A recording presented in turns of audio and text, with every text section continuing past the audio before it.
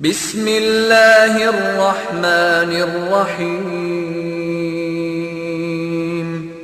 اقرأ باسم ربك الذي خلق خلق الإنسان من علق اقرأ وربك الأكرم الذي علم بالقلم علم الإنسان ما لم يعلم كلا إن الإنسان ليطغى أن رآه استغنى إن إلى ربك الرجعى أرأيت الذي ينهى عبدا إذا صلى أرأيت إن كان على الهدى أو أمر بالتقوى أرأيت إن كذب وتولى ألم يعلم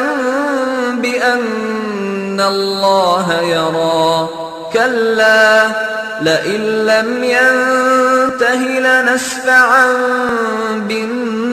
بالناصية ناصية كاذبة خاطئة فليدع ناديه سندع الزبانية.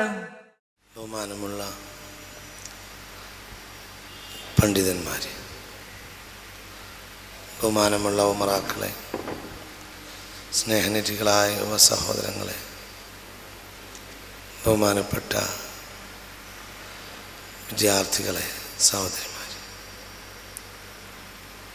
നാം എല്ലാം ഈ ഒരുമിച്ച് കൂടിയത് ഒരു സ്വാലിഹായ അമലായി അള്ളാഹു സ്വീകരിക്കട്ടെ.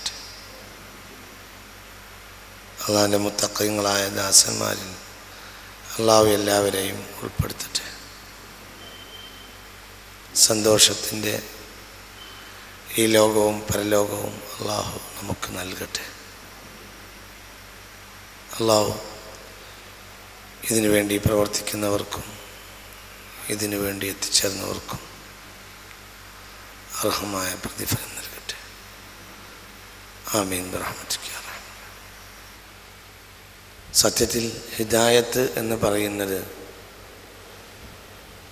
ചരിത്രത്തെക്കുറിച്ചുള്ള അവബോധമാണ്, എന്നിട്ട് ആ മാർഗത്തിലുള്ള പ്രവേശനവുമാണ്. ഹിദായത്ത് ഉണ്ടാകണമെങ്കിൽ ചരിത്രാവബോധം അത്യാവശ്യമാണ്.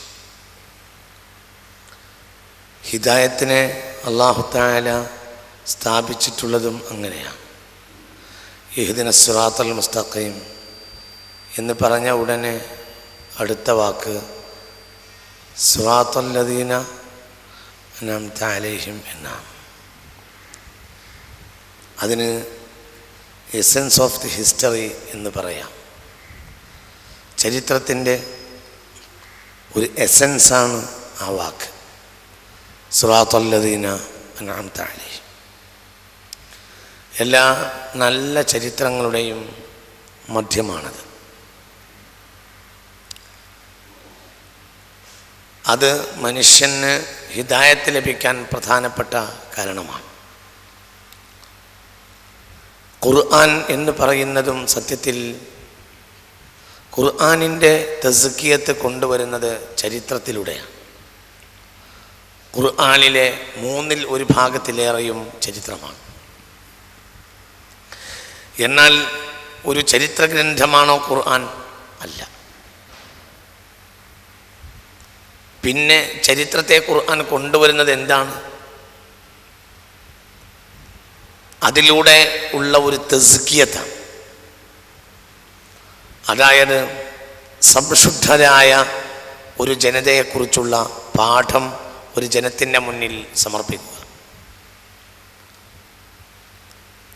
ആ പാഠത്തിൽ നിന്ന് ഒരു ശുദ്ധമായ മാനസികാവസ്ഥയും ധാരണയും അതിലേക്കുള്ള ഒരു സംശീകരണവും അവരിൽ ജനിപ്പിക്കുക. എന്നിട്ട് അവരെ പോലെ ആകാൻ ഉപദേശിക്കുക.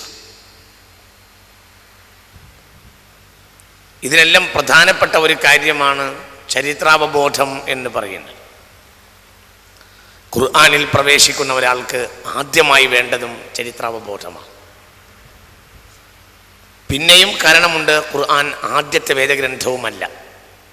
ഖുർആൻ മറ്റു 3 വേദഗ്രന്ഥത്തിൻ്റെ കൂടി പൂർത്തീകരണമാണ്. അൽയൗമ അക്മൽതു ലക്കും ദീനക്കും എന്നാണ്. അപ്പോൾ മറ്റു 3 വേദഗ്രന്ഥങ്ങളുടെയും ചരിത്രം പഠിക്കലും വളരെ ആവശ്യമാണ്. ഞാൻ നിങ്ങൾക്ക് അതിൻ്റെ ഒരു ഭാഗം 4000 കൊല്ലത്തിനിപ്പുറമാണ് മനുഷ്യ സമൂഹത്തിൻ്റെ വളരെ ഗൗരവമായ ചില കാര്യങ്ങൾ കിടക്കുന്നത്. അതിനപ്പുറം ചരിത്രം ഇല്ലാത്തത് കൊണ്ടൊന്നുമല്ല. പക്ഷേ മാനവ സമൂഹത്തിൻ്റെ ഉത്ഥാനതകളിൽ ഈ 4000 കൊല്ലത്തിനിടയിലുള്ള വന്ന കാര്യങ്ങൾ വളരെ ഗൗരവമുള്ളതാണ്. മാനവകുലത്തിന് രണ്ടാമത്തെ ഒരു പിതാവുണ്ട്. അതാണ് ബഹുമാനപ്പെട്ട സയ്യിദിന ഇബ്രാഹിം. ആ ഇബ്രാഹിമി കുലത്തിൻ്റെ ഒരു ഭാഗം കഴിഞ്ഞ ക്ലാസ്സിൽ ഞാൻ നിങ്ങളോട് പറഞ്ഞു. അതിൻ്റെ 2ാം ഭാഗമാണ് എന്ന് പറയുന്നത്. അതോടുകൂടെ വേദഗ്രന്ഥത്തിൻ്റെ ചരിത്രപരമായ ഒരു ബേസ് നമുക്ക് മനസ്സിലാക്കാൻ കഴിയും. അപ്പോൾ ഇനി നമ്മുടെ ചരിത്ര സ്പർശം ആരംഭിക്കുകയാണ്. ഞാനതിന് ഒരു പുതിയ പേര് കൂടി കൊണ്ടുവന്നു. അതെൻ്റേത് മാത്രമായ ഒരു പേരാകാം. പക്ഷേ ചരിത്രം പഠിച്ചു കഴിയുമ്പോൾ നിങ്ങൾക്കും അങ്ങനെ പറയാൻ തോന്നും, ശരിയാണ്, ഇത് ലോക സ്വാതന്ത്ര്യ ദിനമാണ് എന്ന്. ഇത് പഠിക്കാതെ ആകട്ടെ നമ്മൾ ഖുർആൻ്റെ വിദ്യാർത്ഥികളാവുകയുമില്ല. ഇത് പഠിക്കൽ ആവശ്യമാണ്. ഇതൊന്നും എനിക്കറിയേണ്ടതില്ല എന്ന് ധരിക്കരുത്. നിനക്കറിയേണ്ടതാ അല്ലാതെ ഒന്നുമില്ല. കാരണം നീ ഖുർആൻ്റെ വാഹകനാണ്. ഖുർആൻ്റെ വാഹകൻ എല്ലാത്തിൻ്റെയും ഉടമക്കാരനാണ്. ഇത് വളരെ ഗൗരവമായി നാം മനസ്സിലാക്കേണ്ട ഒരു സംഗതിയാണ്. മുഹറത്തിൽ ഇത് പഠിക്കുന്നതിന് വലിയ പ്രാധാന്യവുമുണ്ട്. ഇത് മുഹറവുമായിട്ടാണ്.